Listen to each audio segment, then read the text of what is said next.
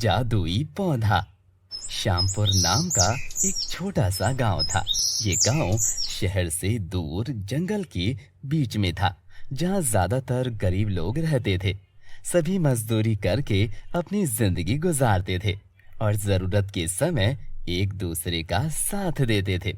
उसी गांव में भुवन नाम का एक लड़का रहता था। वो चरवाहा था। वो गांव के लोगों की भैंसों को चराने के लिए जंगल में ले जाता था।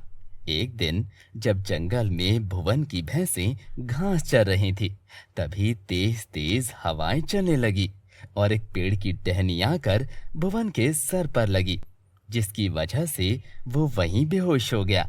हवा शांत होने के बाद आसमान से उड़ती हुई एक बहुत ही खूबसूरत परी, जिसका नाम ब्यूटी परी था, वो जमीन पर आई।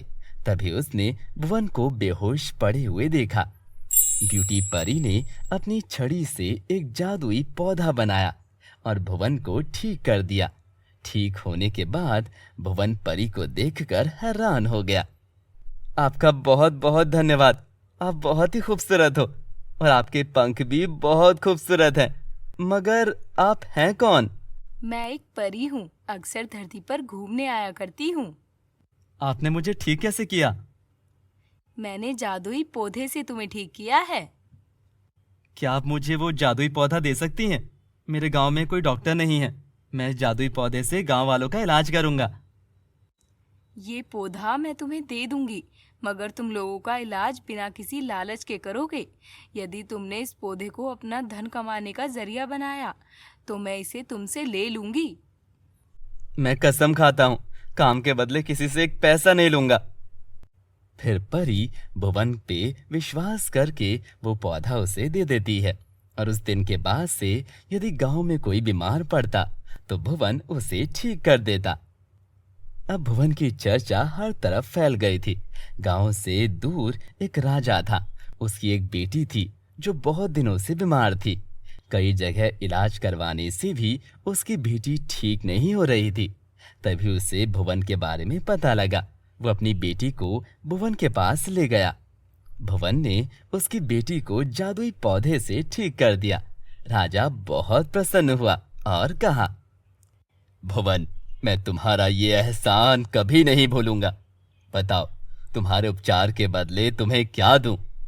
नहीं महाराज, मुझे कुछ नहीं चाहिए। लेकिन फिर भी राजा ने भुवन को कुछ सोना दिया।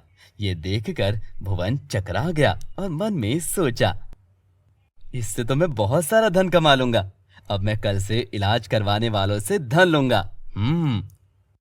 वो अब गरीब नहीं रहना चाहता था। उसके मन में लालच आ गया था। अब गांव में जो भी आता उससे इलाज कराने, बिना धन के वो इलाज नहीं करता था। वो धीरे धीरे बहुत अमीर हो जाता है।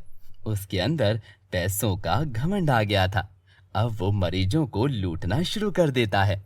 एक दिन एक गरीब महिला अपने पति के इलाज के लिए आती है। मेरे पति का इलाज कर दो। मैं बिना धन के किसी का इलाज नहीं करता, जाओ यहाँ से। उस औरत के रोने के बावजूद भी भुवन ने इलाज नहीं किया। उसी रात वो सोने के लिए लेटा। उसे नींद नहीं आ रही थी, क्योंकि उसे डर था कि परी वापस आकर पौधे को ना ले जाए। उसने पौधे को अपने बेड के नीचे छुपा दिया। परी रात में आती है, पौधे को अपनी छड़ी से अपने पास बुला लेती है। ये मुझे दो, ये मेरा है। मैं तुम्हें यहाँ से जाने नहीं दूंगा। अब तुम इसके लायक नहीं हो। तुम्हारे अंदर लालच और घमंड आ गया है। और परी पौधा अपने साथ ले जाती है। धीरे धीरे भुवन का पैसा खत्म हो जाता है और वो फिर से गरीब हो जाता है।